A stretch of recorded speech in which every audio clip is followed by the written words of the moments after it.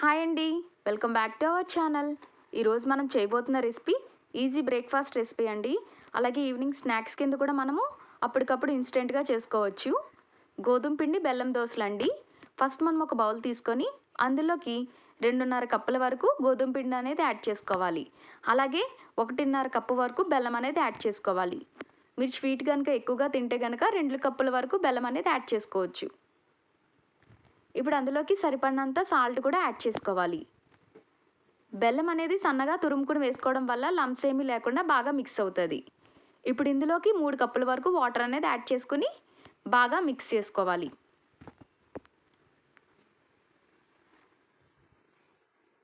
ఉండలేమీ లేకుండా బాగా మిక్స్ చేసుకోవాలి ఈ బ్యాటర్ని. ఇన్ కేస్ మీకు వాటర్ అనేది తక్కువగా అనిపిస్తే కనుక ఇంకొంచెం వాటర్ యాడ్ చేసుకొని బాగా మిక్స్ చేసుకోవాలి. దోశ బ్యాటర్ అనేది ఈ కన్సిస్టెన్సీలో ఉండాలండి. అప్పుడు మనకి దోశలు పర్ఫెక్ట్గా వస్తాయి. ఇప్పుడు మనం ఒక అట్ల పెనం పెట్టుకోవాలి. అందులోకి సరిపడినంత ఆయిల్ యాడ్ చేసుకోవాలి. పెనం అనేది బాగా హీట్ అవ్వనివ్వాలి.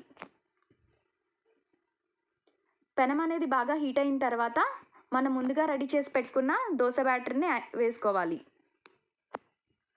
ఈ దోశ అనేది మనం బాగా పలుచగా వేయకూడదు, అలాగని బాగా లావుగా వేయకూడదు, మీడియంగా వేసుకోవాలి. అప్పుడే దోశలు అనేవి టేస్టీగా వస్తాయి, బాగా కుక్ అవుతాయి. ఇప్పుడు చుట్టూరు కొంచెం ఆయిల్ వేసుకుని బాగా వేగనివ్వాలి. అట్టు ఈ విధంగా వేగిన తర్వాత దాన్ని ఫ్లిప్ చేసుకోవాలి. రెండు వైపులు కూడా మనం అట్టుని బాగా కాల్చుకోవాలి.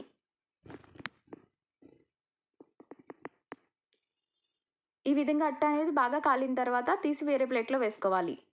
మళ్ళీ అదే పెనం మీద ఇంకొంచెం ఆయిల్ వేసుకొని ఇంకో దోశ అనేది వేసుకోవాలి. ఇదే బ్యాటర్తో మనము ప్యాన్ కేక్స్ కింద కూడా వేసుకోవచ్చు. నాన్ స్టిక్ ప్యాన్లోని చిన్న చిన్న సెట్ దోశ కింద కానీ ప్యాన్ కేక్స్ కింద కూడా వేసుకోవచ్చు ఇదే బ్యాటర్తోని. ఈవినింగ్ స్నాక్స్ కింద కూడా ఇది చాలా బాగుంటుంది ఈ రెసిపీ అనేది.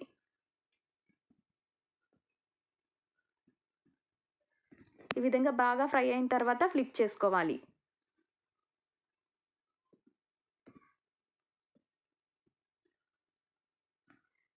గోధుమ పిండి బెల్లం దోశ అనేది రెడీ అయిపోయింది. స్వీట్ అండ్ ఈజీ రెసిపీ అండి. Thank you for watching.